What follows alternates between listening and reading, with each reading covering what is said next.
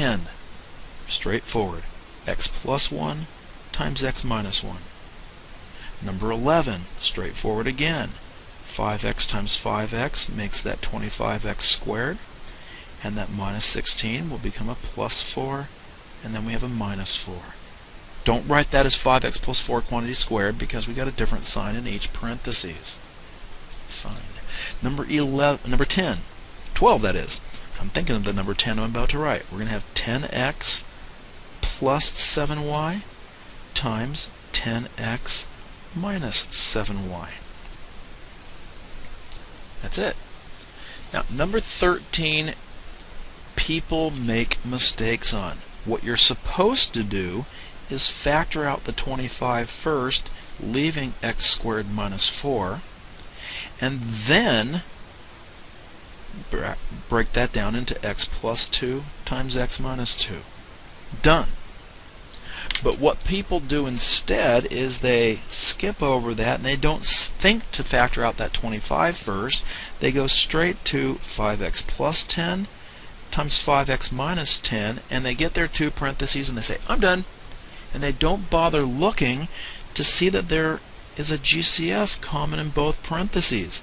Technically, you'd have to still take out the 5, leaving x plus 2, and then take out a 5 from the second parentheses, leaving x minus 2, and then those 5's can multiply back together again to give you that 25 times the two parentheses, x plus 2 times x minus 2.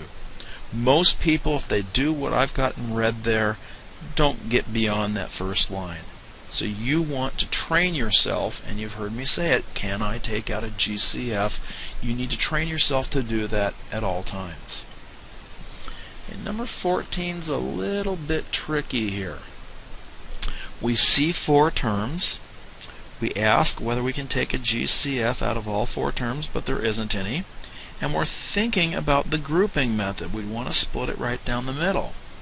But if we were to do that, we'd see that we can take an x out of the first 2 terms, leaving x minus 6y. But there's no x minus 6y over here at the right. So we're going to do something different. We're going to have what I call the 3-1 split. The first 3 terms factor into x minus 3y times x minus 3y. Bring down the minus 16. And we can then have x minus 3y quantity squared minus 16. That is not and cannot be the answer. It cannot be because whenever you answer a factoring problem, you're supposed to have a product. And we've got this minus sign right in the middle there. But we do have the difference of 2 squares. If you notice, we've got blob squared minus 16, which breaks into blob plus 4 times blob minus 4. Okay, now using that process and thinking that the blob is this x minus 3y, we get x minus 3y at the beginning of each of our 2 parentheses. And then one of our parentheses will get a plus 4 at the end of it, the other will get a minus 4 at the end of it. And that trinomial times trinomial is the answer to that factoring problem. It's a little bit different. We're not always going to have a 2-2 split. Now we've got to start looking out for 3-1 and sometimes 1-3 splits. But I'm not going to do any 1-3 splits with you. You say to yourself, okay, 4 terms, no GCF. If I split it up there, I can take an x out and have x plus 8, but there's no x plus 8 in the second half of the problem. So 16 is where it's going to get split there. And notice 4 times 4 is 16. 4 plus 4 is 8.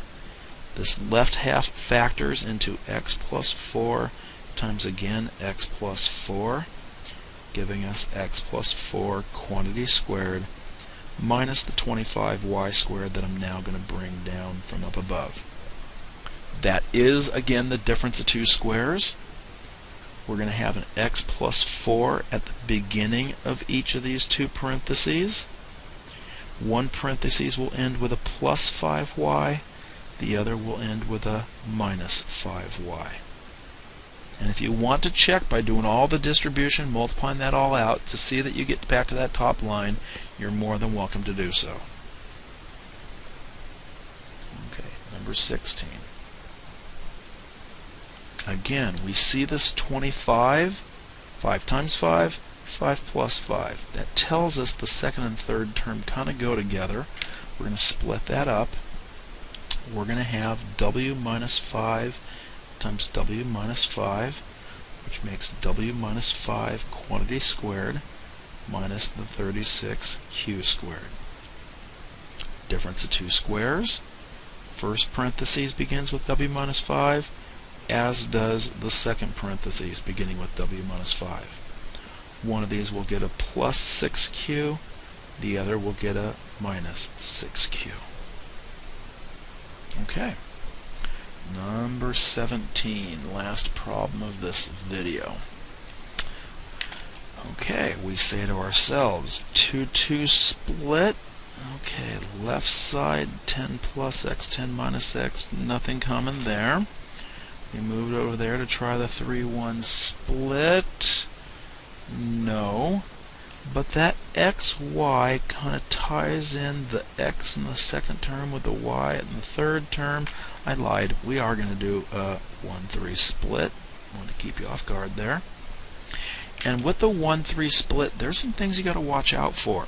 The first thing is we're going to factor the negative out of the second half of the problem, giving us a plus 16xy and a plus 64y squared. I'm going to put a little asterisk there because that's the first thing to watch out for, factoring out that negative. Then I'm going to leave the 100 out front. The second half of the problem should factor with the same thing in both parentheses, x and x, plus 8y plus 8y. And I can rewrite that now as 100 minus x plus 8y quantity squared. We now have the difference of two squares again. Notice it's 100 minus blob squared. And I'm going to take my 100 and write 10 and 10. And then I'm going to have an x plus 8y at the end of each parentheses. And then I'm going to give one parenthesis a plus and the other a minus. But that's not quite right, because I've got a binomial after the minus sign and I'm meaning to subtract the whole second half there. And that negative has to distribute into that second half.